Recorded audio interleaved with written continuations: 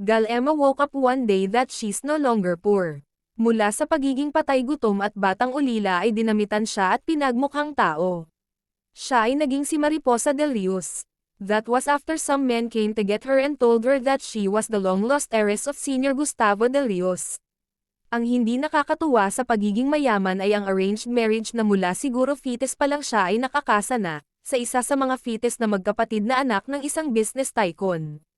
One of these brothers became her mentor, ang fetus na sa Achilles Laviste, ang tahimik at masungit na panganay sa magkapatid. Ito raw kasi ang may gamay sa negosyo, dahil ang nakatalaga sa kanyang pakasal ay ang fetus na bunsong kapatid nito, si Leander, na nagmamaster pa sa Amerika. Paano kung nahulog ang batang puso niya sa fetus na hindi niya dapat gustuhin, lalo pa at malapit na rin itong pakasal?